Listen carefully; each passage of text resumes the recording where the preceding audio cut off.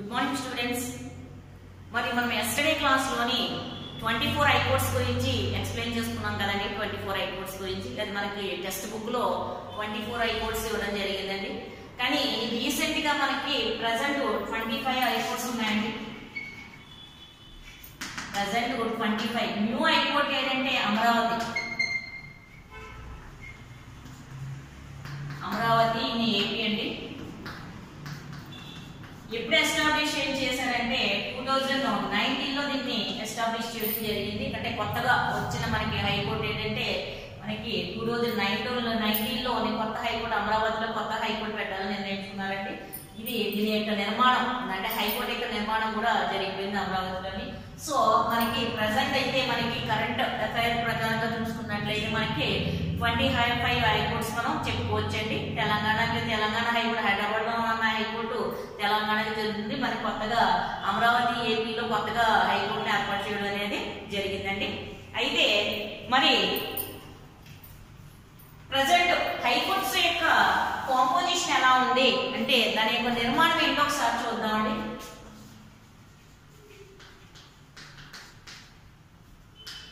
Composition అంటే దాని యొక్క నిర్మాణం. మరి ఎవరి హైకోర్ట్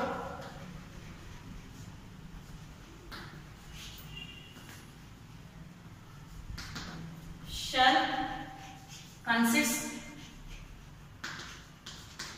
మరి ప్రతి హైకోర్టులోని ఎవరు ఉంటారంటే చీఫ్ జడ్జ్ ఆఫ్ హైకోర్ట్,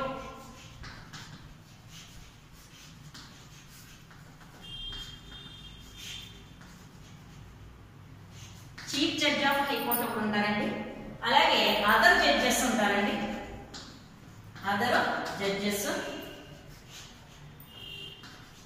అలాగే అడిషనల్ జడ్జెస్,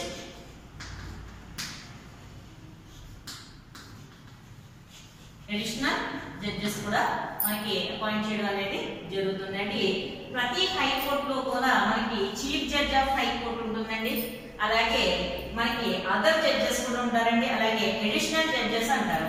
అంటే చీఫ్ జడ్జ్ అంటే ప్రధాన న్యాయమూర్తి అండి.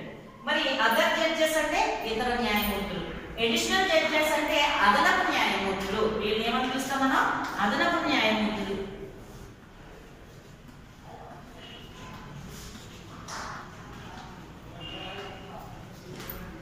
వీళ్ళు ఇతర న్యాయమూర్తులు.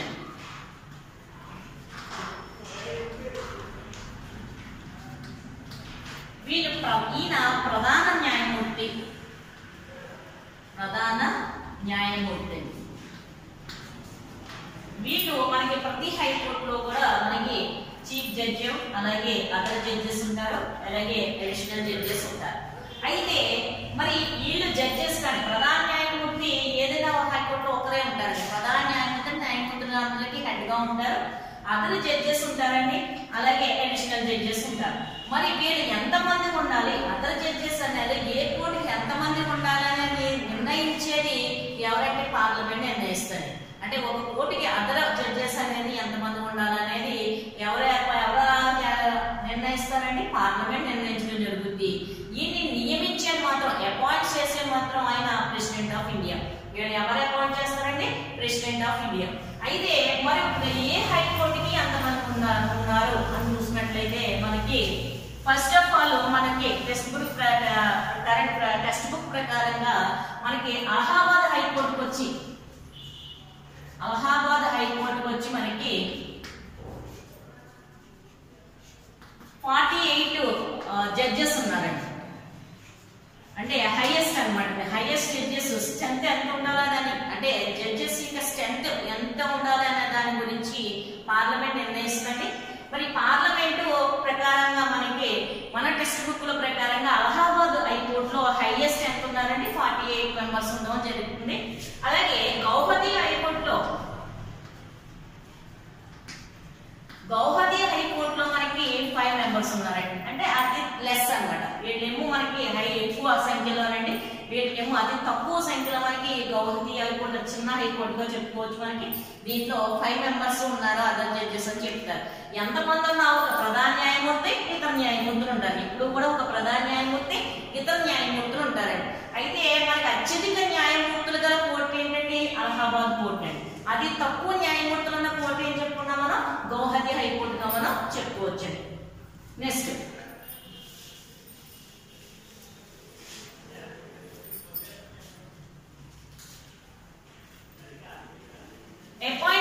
అపాయింట్మెంట్ చెప్పుకుందాం. ఇక్కడ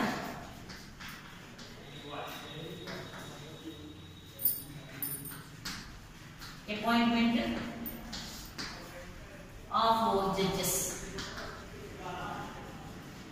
అంటే జడ్జిల యొక్క న్యాయమూర్తుల యొక్క నియామకం చెప్పుకోవచ్చు.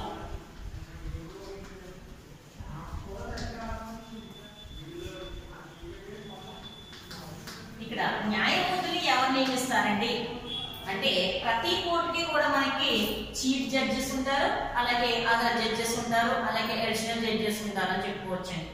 అయితే మరి ఎవరు నియమిస్తారండి అపాయింట్మెంట్ ఎవరు చేస్తారండి అంటే చీఫ్ జడ్జ్ అలాగే other judges. Chief judge of high court,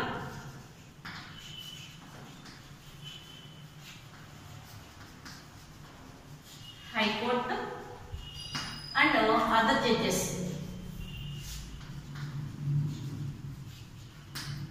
appointment పైన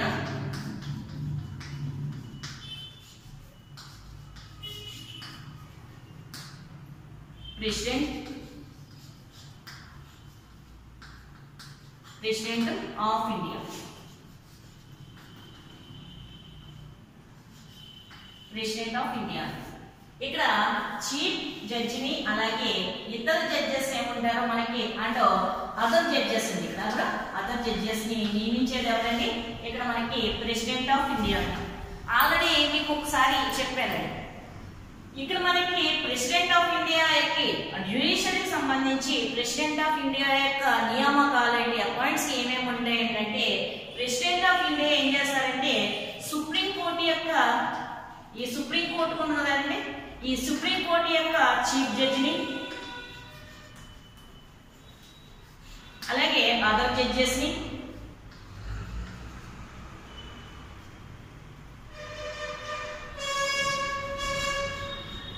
నియమిస్తారండి. ఇక్కడ సుప్రీంకోర్టు ఏదైతే ఉందో సుప్రీంకోర్టు యొక్క చీఫ్ జడ్జిని అలాగే అదర్ జడ్జెస్ ని నియమిస్తారండి.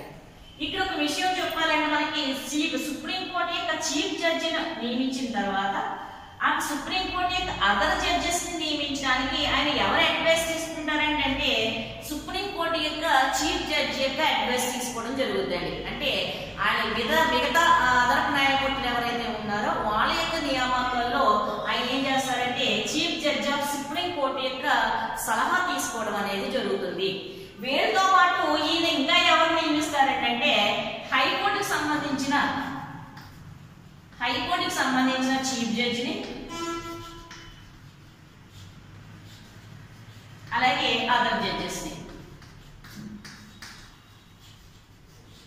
ఈ చీఫ్ జడ్జిని అదర్ జడ్జెస్ ని హైకోర్టుకు సంబంధించి ఇక్కడ గుర్తుపెట్టుకోవాల్సిన విషయం ఏంటంటే మనకి ప్రెసిడెంట్ అనగానే మనకి ఏదో సుప్రీంకోర్టులో మాత్రమే నియామకాలు ఉంటాయని అనుకుంటామండి. కాదండి, అన్ని రాష్ట్రాలకు సంబంధించిన చీఫ్ జడ్జెస్ ని అంటే హైకోర్ట్స్ యొక్క చీఫ్ జడ్జెస్ ని అలాగే అదర్ జడ్జెస్ ని కూడా ఎవరు నియమిస్తారండి మనకి అంటే ప్రెసిడెంటే అపాయింట్ చేయడం జరుగుతుంది. ప్రెసిడెంట్ అపాయింట్ చేయడం అనేది జరుగుతుంది.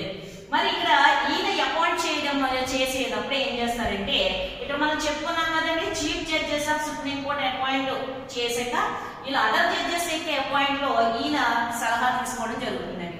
ఇక్కడికి వచ్చేటప్పటికి chief judge of high court appoint చేసేటప్పుడు ఈయన ఎవరి యొక్క సలహా తీసుకుంటారంటే ఈయన సలహా కూడా తీసుకుంటారండి. అంటే chief judge of supreme court యొక్క సలహా తీసుకోవడం జరుగుతుంది.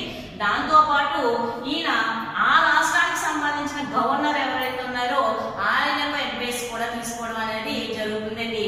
దాని ప్రకారంగా ఈయన supreme court chief judge of high court ని ఏర్పాటు చేయడం జరుగుతుందండి. మరి హైకోర్టు యొక్క అదర్ జడ్జెస్ నియమించేటప్పుడు ప్రెసిడెంట్ ఏం చేస్తారంటే చీఫ్ జడ్జ్ ఆఫ్ హైకోర్టు ని కన్సల్ట్ చేయడం అనేది జరుగుతుందండి.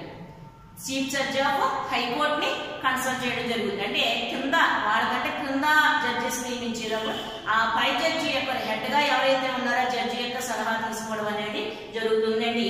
ఇది మనకి అపాయింటెడ్స్ లో వస్తుంది అనమాట అండి. ఆ తర్వాత మన డిస్ట్రిక్ట్ జడ్జెస్ సంబంధించి అంతా కూడా మనకి గవర్నర్ గారి యొక్క అపాయింట్ లోకి వస్తుందండి.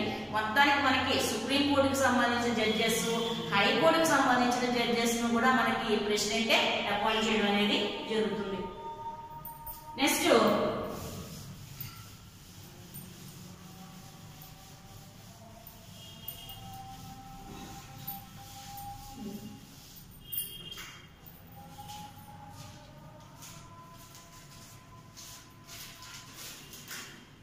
క్వాలిఫికేషన్స్ రాసుకుందామండి.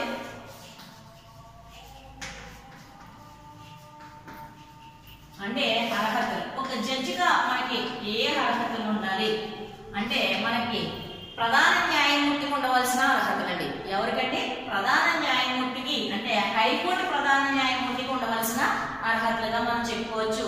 ఇందులో qualifications of high court chief judge అని రాసుకోవచ్చండి. Qualifications of high court chief judge.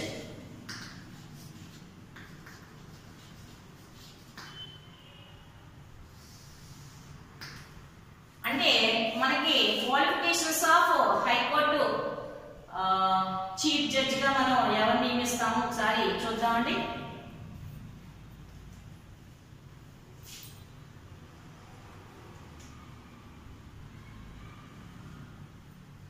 అక్కడ చీఫ్ జడ్జెస్ అక్కడ అదర్ జడ్జెస్ అని రాసుకున్నాం. మనకి only qualifications other judges qualifications ఇవ్వడం జరిగింది. మనకి అదర్ జడ్జెస్ క్వాలిఫికేషన్స్ రాసుకున్నాం అండి. ఫస్ట్ హీ షుడ్ బి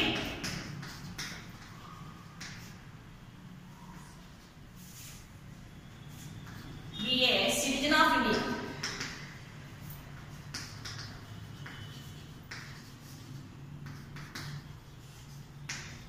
ఇప్పుడు ప్రధాన న్యాయమూర్తిగా ఒక హైకోర్టు ప్రధాన న్యాయమూర్తిగా నియమించాలనుకోండి, ఆయన సుప్రీం కోర్టులో ఇతర న్యాయమూర్తిగా పనిచేసి ఉండాలండి, లేదా సుప్రీం కోర్టులోని మనకి లాయర్ గా కొన్ని సంవత్సరాలు పనిచేసి ఉండాలండి. అంటే ఒక హైకోర్టుకి మనకి ప్రధాన న్యాయమూర్తిగా చేయాలంటే దాని యొక్క పెద్ద కోర్టులో ఆయన పనిచేసి ఉండాలి.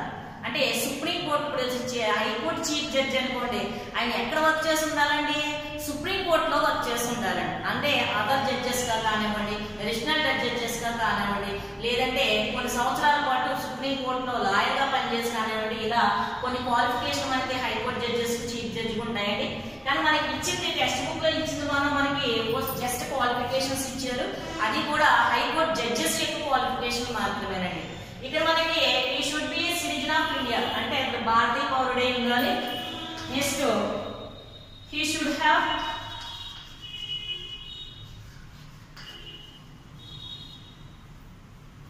hold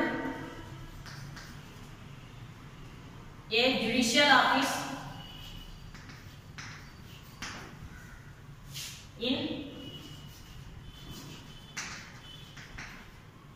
territory of India at least 10 years. At least 10 years. ఒకసారి నోట్ చేసుకున్నాక అప్పుడు మీకు ఎక్స్ప్లెయిన్ చేస్తానండి. Third one, he should have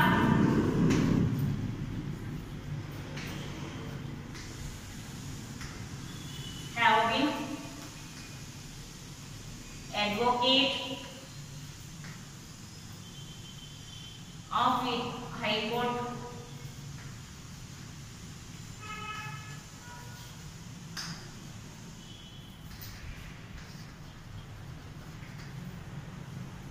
or two or more than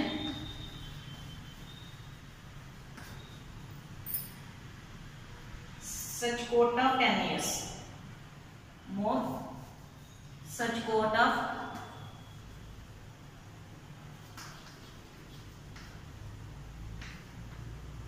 for 10 years.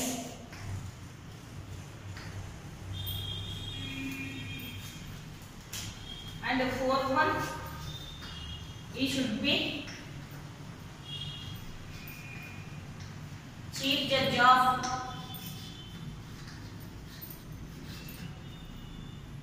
district court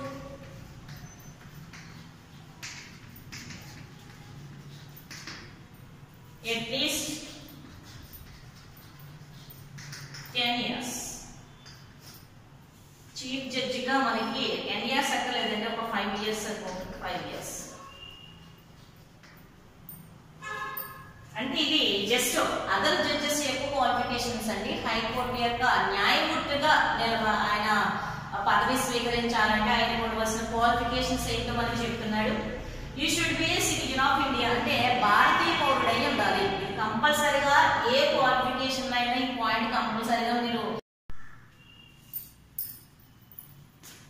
ఓకేనండి.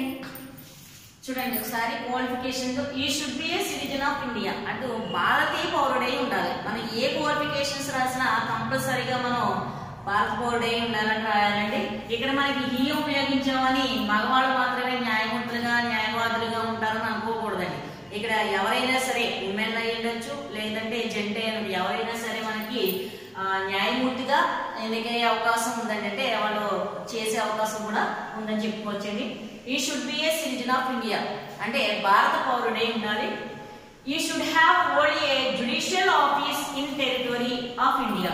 టెరిటరీ ఆఫ్ ఇండియా అంటే భారత భూభాగంలో, టెరిటరీ ఆఫ్ ఇండియా అంటే ఏంటి, భారత భూభాగంలో జ్యుడిషియరీ ఆఫీస్ లో అంటే ఏదైనా న్యాయ వ్యవస్థకు సంబంధించిన ఒక వ్యవస్థలో, న్యాయ వ్యవస్థలో ఎన్ని సంవత్సరాలు పనిచేయాలండి?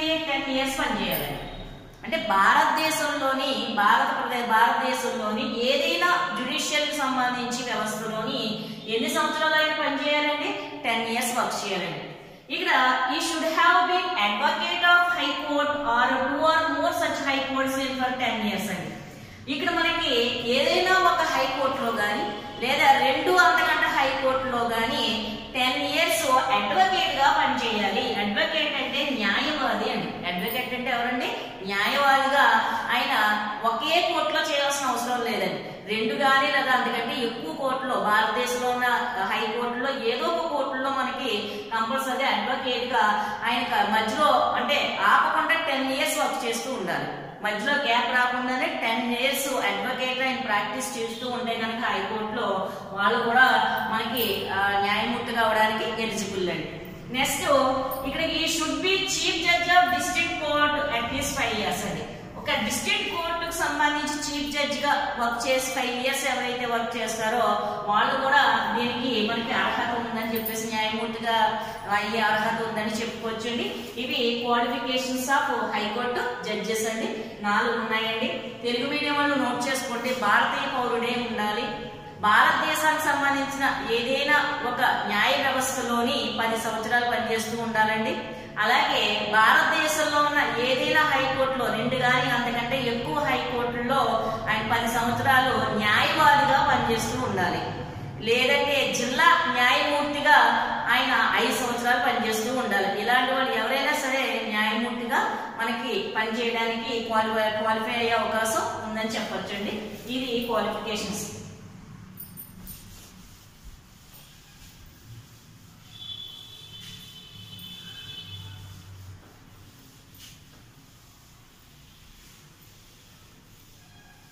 salary and allowances next category మనం salary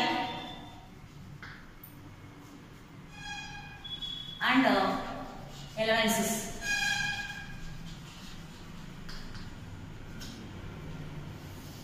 ఇక్కడ మనకి salary మంత్లీ salary అనుకుంటుంది. ఒక చీఫ్ జడ్జ్ గా హైకోర్టు చీఫ్ జడ్జ్ యొక్క monthly salary of high court chief judge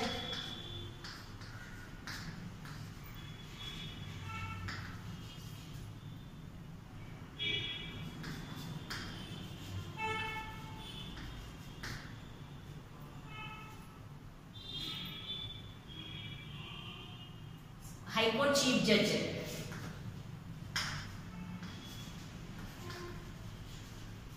ఇక్కడ మనకి ప్రెసెంట్ ఎంత ఉందంటే హైకోర్టు యొక్క chief judge monthly salary 2.5 lakhs ఉందండి.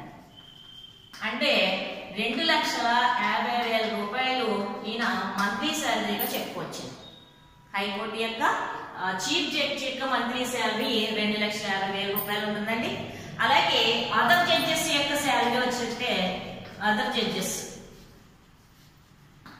2,25,000 రూపాయలు ఉందండి. ప్రజెంట్ 2,25,000 రూపాయలు ఉందండి. ఇది మనకి హైకోర్టుకి సంబంధించి అనమాట అండి. అంటే ఇక్కడ మనకి ఈ శాలరీతో పాటు ఈ శాలరీ ఎవరు నిర్ణయిస్తారంటే పార్లమెంట్ నిర్ణయిస్తారు. ఇప్పుడు హైకోర్టు జడ్జెస్ వేరే వేరే హైకోర్టులకు ట్రాన్స్ఫర్ అవుతూ ఉంటారు. ఇంకొక హైకోర్టులకి రెండు మూడు రాష్ట్రాలు కలిపి ఒక హైకోర్టుగా ఉన్న దానికి కూడా వర్క్ చేస్తూ ఉంటారండి. అయితే వీళ్ళ యొక్క శాలరీస్ అనేవి మనకి పార్లమెంట్ నిర్ణయిస్తే అక్కడ ఉన్న కన్సల్టెంట్ ఫండ్ నుంచి వీళ్ళ శాలరీస్ అనేది రావడం అనేది జరుగుతుందండి. మరి మనం ఇక్కడ హైకోర్టు యొక్క చీఫ్ జడ్జెస్ అలాగే హైకోర్టు యొక్క అదర్ జడ్జెస్ శాలరీ తెలుసుకున్నాం కదండి. మరి supreme court SC chief judge ఉన్నారు కదా, ఆయన యొక్క శాలరీ ఎంత ఉంటుందండి?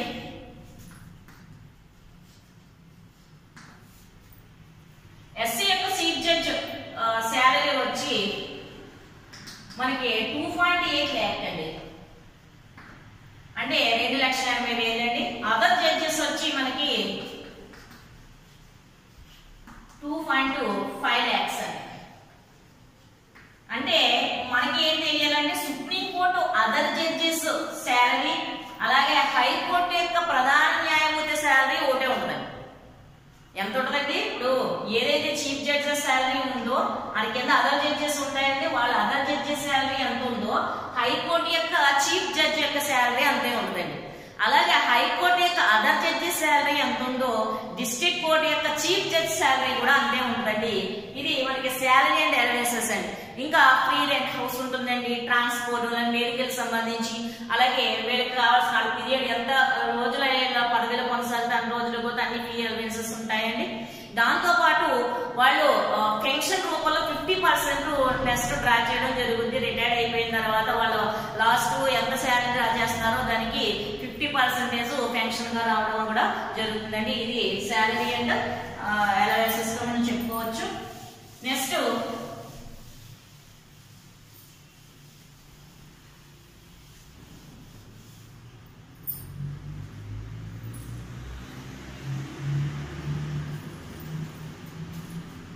టెన్యూర్ అంటే పదవీ కాలం. మన కాన్స్టిట్యూషన్ ప్రకారంగా హైకోర్టు యొక్క చీఫ్ జడ్జ్ ఎన్ని రోజులు ఉంటారండి పదవిలో అంటే మెయిన్ అంటే మనకి ముందు అన్ని పదవులు కూడా ఎన్ని సంవత్సరాలకి పదవిలో ఉండొచ్చు అంటే ఇన్ని సంవత్సరాలు పూర్తయ్యాక ఏజ్ లిమిట్ అనేది ఉన్నదండి. కానీ జడ్జెస్ కు ఏజ్ లిమిట్ లేదండి. అంటే వాళ్ళు కంప్లీట్ ఏజ్ అనమాట. చివరికి ఎన్ని సంవత్సరాల వరకు ఏజ్ ఉంటుందో అంతవరకు మాత్రమే ఉండాలని చెప్పొచ్చు. అంటే ఫర్ ఎగ్జాంపుల్ వాళ్ళకి లాస్ట్ ఏజ్ లిమిట్ ఇవ్వడం జరుగుతుంది అనమాట అండి. అందరికేమో ఫస్ట్ ఉంటుంది. ఫర్ ఎగ్జాంపుల్ రాష్ట్రపతి ఉన్నారనుకోండి 35 సంవత్సరాలు, గవర్నర్ అంటే 35 సంవత్సరాలు అయిన తర్వాత వాళ్ళు ఎన్ని సంవత్సరాలైనా కొనసాగొచ్చండి పదవుల్లో. అక్కడ ఇక్కడ అలా కాదండి. జడ్జెస్ ఉన్నారనుకోండి వాళ్ళకి ఎండింగ్ ఏజ్ ఉంటుంది అనమాట. అంటే ఎన్ని సంవత్సరాల వరకు మాత్రమే, ఎన్ని సంవత్సరాలు వచ్చేంత వరకు మాత్రమే వీళ్ళకి పదవిలో కొనసాగించాలని ఉంటుందండి. మనకి కాన్స్టిట్యూషన్ ప్రకారంగా హైకోర్టు చీఫ్ జడ్జ్ యొక్క టెన్యూర్ ఆఫీస్ అని ఏం చెప్తారంటే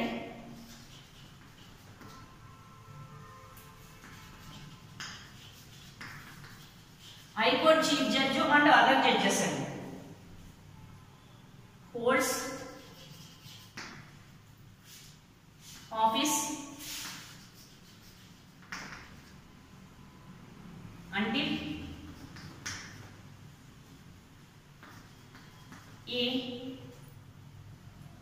altering the age of 62 years. ఎంతండి 60. రాజ్యాంగం ప్రకారంగా మనకి జడ్జి యొక్క ఎన్ని సంవత్సరాలు పనిచేస్తారంటే చీఫ్ జడ్జిగా 62 ఏళ్ళు వచ్చే వరకు పనిచేస్తారండి. దీన్ని 65 ఏళ్ళకి పెంచమని చెప్పేసి పార్లమెంట్ లో బిల్లు పెట్టడం కూడా జరిగిందండి. అయితే మనకి టెక్స్ట్ బుక్ లో మాత్రం 62 ఇయర్స్ ఉంది కాబట్టి 62 ఇయర్స్ చెప్పుకుందాం అండి. అందుకు పెంచితే కనుక తర్వాత దాని గురించి డిస్కస్ చేసుకుందాం. అదే సుప్రీంకోర్టు అనుకోండి, సుప్రీంకోర్టు చీఫ్ జడ్జి యొక్క చీఫ్ జడ్జ్ అండి, సిజే అంటే చీఫ్ జడ్జి యొక్క ఏజ్ ఏంటంటే 65 ఇయర్స్ అండి.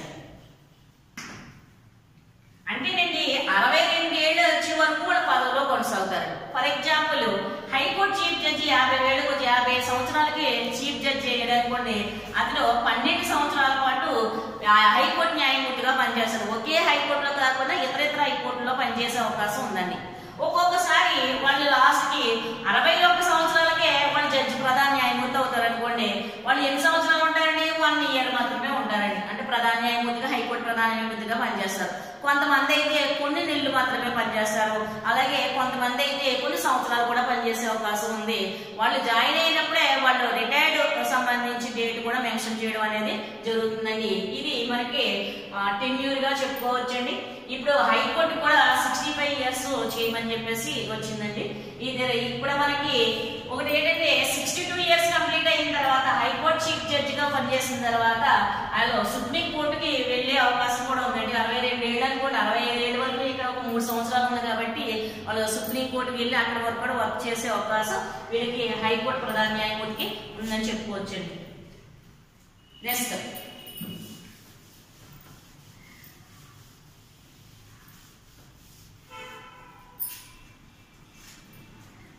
మెథడ్ ఆఫ్ రిమూవ్ అండి.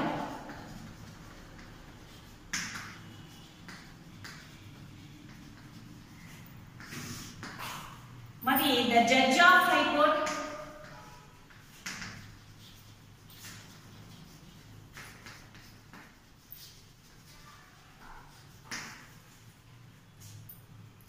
can be removed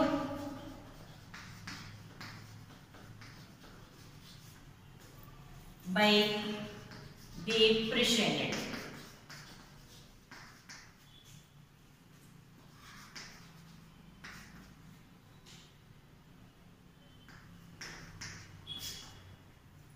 Or on the ground of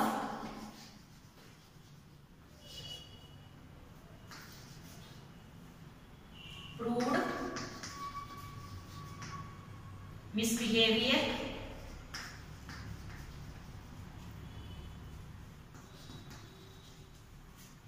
or incapable, incapacity అని కూడా చెప్పుకోవచ్చు. incapable incapacity. ఇప్పుడు మెథడ్ ఆఫ్ రిమూవ్ అనేది ఎలా ఉంటుందంటే, ఎవరు వెళ్ళి రిమూవ్ చేస్తారంటే ఆల్రెడీ మనకి అపాయింట్ చేసేది ప్రెసిడెంటే కాబట్టి రిమూవ్ చేసేది కూడా ప్రెసిడెంటేనండి. మరి ఎప్పుడు చేస్తారంటే వాళ్ళు ఏదైనా మిస్బిహేవ్ చేశారని ప్రూవ్ అయినా, లేదంటే అదో ఇన్కాబిలిటీ అంటే వాళ్ళకి ఇన్కాబిలిటీ లేకపోతే అంటే సామర్థ్యం లేకపోయినా ఒక్కొక్కసారి ఏం చేస్తారంటే ప్రెసిడెంట్ వెళ్ళి రిమూవ్ చేసే అవకాశం ఉందని మనం చెప్పుకోవచ్చండి. ఇది మెథడ్ ఆఫ్ రిమూవ్ అని. ఇంకొక చిన్న కాన్సెప్ట్ ఉంది. ఇందాక మనం చెప్పుకున్నాం కదండి, జడ్జెస్ మనకి హైకోర్టులో మనకి 3 టైప్స్ ఆఫ్ జడ్జెస్ ఉంటారని చెప్పుకున్నామండి. అది హైకోర్టు చీఫ్ జడ్జి ఒకటి,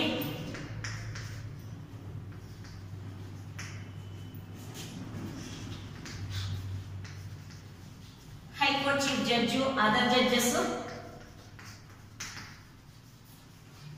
అలాగే అడిషనల్ జడ్జెస్.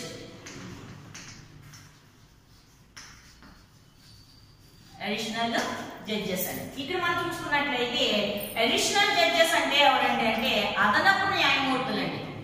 అడిషనల్ అంటే ఏంటంటే అదనపు న్యాయమూర్తులు, అదర్ అంటే ఇతర న్యాయమూర్తులండి. మరి రెండింటికి తేడా ఏంటంటే ఒకసారి చూడండి.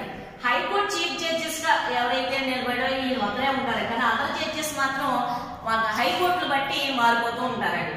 అలాగే అడిషనల్ జడ్జెస్ కూడా ఉంటారు. ఈ ముగ్గురిని కూడా మనకి రాష్ట్రపతి నియమించడం జరుగుతుందండి. అయితే ఈ అడిషనల్ జడ్జెస్ అంటే ఎవరంటేనండి 2 సంవత్సరాలు వీళ్ళ యొక్క కాల పరిమితి ఎంత ఉంటుందండి? 8 సంవత్సరాలు వర్క్ చేస్తారండి, 2 ఇయర్స్ వర్క్ చేస్తారండి. అంటే వీళ్ళు 2 ఇయర్స్ మాత్రం ఏదైనా ఒక హైకోర్టులో వర్క్ బర్డెన్ ఎక్కువగా ఉన్నప్పుడు, కేసెస్ పెండింగ్స్ ఎక్కువగా ఉన్నప్పుడు ఏం చేస్తారంటే ప్రెసిడెంట్ ఏం చేస్తారంటే అడిషనల్ జడ్జెస్ ని అపాయింట్ చేయడం జరుగుతుందండి. వాళ్ళు వర్క్ లోడ్ తగ్గించిన 2 సంవత్సరాలు మాత్రమేనండి. వీళ్ళు కూడా జడ్జెస్ ఉండవలసిన అన్ని క్వాలిఫికేషన్స్ ఉండాలి, 62 ఇయర్స్ దాటకుండా ఉండాలండి. వీళ్ళు 2 ఇయర్స్ ని అపాయింట్ చేయడం జరుగుతుంది. అదర్ జడ్జెస్ అనుకోండి, వీళ్ళు 62 ఇయర్స్ కంప్లీట్ అయ్యేంత వరకు వీళ్ళు ఎంతైనా సరే అది ఎన్ని సంవత్సరాల ఎన్ని నెలలు ఏదైనా సరే వీళ్ళు వర్క్ చేస్తూ జరుగుతుంది. వీళ్ళు మాత్రం 2 years మాత్రమే అపాయింట్ చేయడం జరుగుతుంది. ఏదైనా సందర్భంలో హైకోర్టు చీఫ్ జడ్జి కానీ లీవ్ పెట్టినా లేకపోతే అనారోగ్య కారణంగా ఏదైనా వర్క్ చేయలేకపోయినా రాకపోయినా లీవ్ లో ఉన్న తాత్కాలికంగా ఆబ్సెంట్ అయితే అదర్ జడ్జెస్ లో ఎవరైతే సీనియర్ మోస్ట్ ఉన్నారో వాళ్ళని వాళ్ళు తాత్కాలికంగా ప్రధాన న్యాయమూర్తిగా చేసే అవకాశం మనకి ప్రెసిడెంట్ ఉందండి. అలాగే ఈ అదర్ జడ్జెస్ లో ఎవరైనా లీవ్ పెట్టినా కానీ లేదా ఎక్స్ట్రాగా మనకి తాత్కాలిక జడ్జెస్ టెంపరీ జడ్జెస్ ను కూడా ఏర్పాటు చేసే అవకాశం ప్రెసిడెంట్ కి ఉందండి. ఇది మనకి జడ్జెస్ గురించి అంటే చీఫ్ జడ్జి అదర్ జడ్జి అలాగే అడిషనల్ జడ్జెస్ గురించి అండి. ఓకేనండి, ఇది మనకి జడ్జెస్ కి సంబంధించిన ఒక స్మాల్ ఇన్ఫర్మేషన్ అండి. Okay thank you so much. I will continue on the lesson tomorrow.